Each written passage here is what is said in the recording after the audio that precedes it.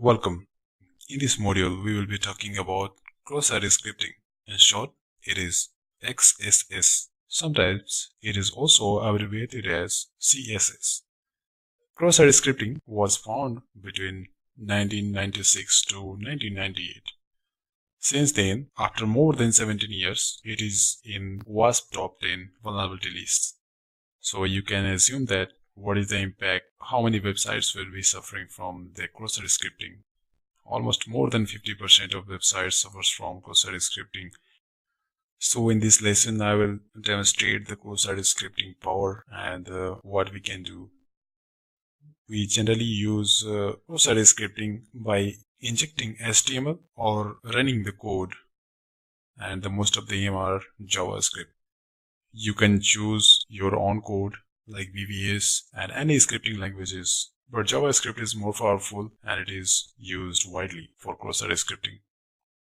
I will attack blog-like features on the website that will store my details, and other employee will be able to see my details.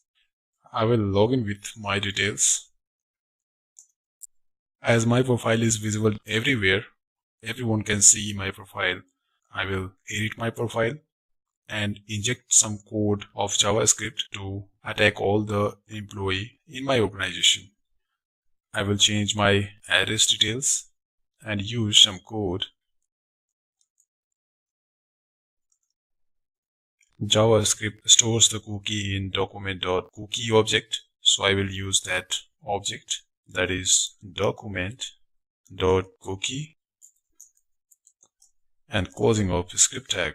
I will save this, update my profile. Now I will log out. Now this is normal application. Okay, now let's see what will happen if my manager wants to see the details of my account, that is manager in this case. So as the manager will be able to watch anyone's profile, any person's profile, let's see what happens when a manager wants to see the profile of Eric Walker. Nothing happens.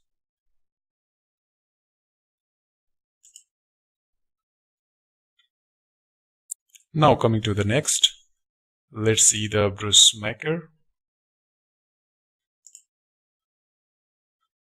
Great. When the manager wants to view the profile of another employee that is affected by cross-site scripting attack from my profile, because he have faced my profile, now this cookie is alerting over the screen.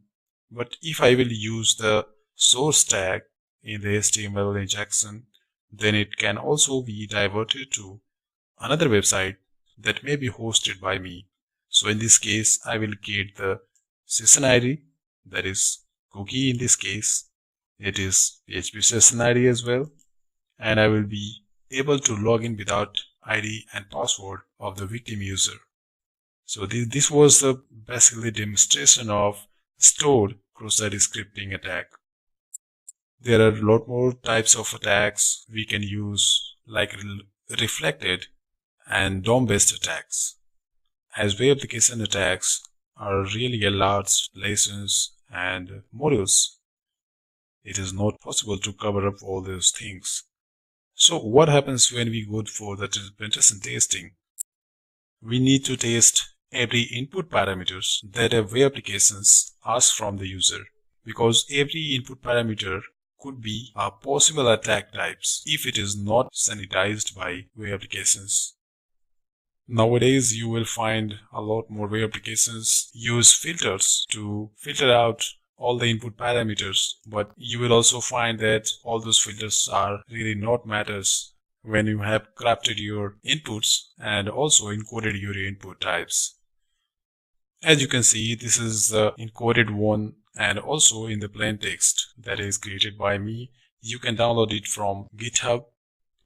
In a general term, many people ask, and there is also a myth, that what we can do with the cross-site scripting attacks.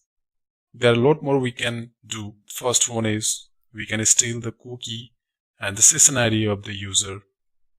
We can also deface the website And if it is the successful attack, then we can compromise the full network and full web applications as well. It depends upon the expertise and the vulnerability found over the website. So it depends upon you that you can practice more and more so that you will be fluent at every attack. Thank you.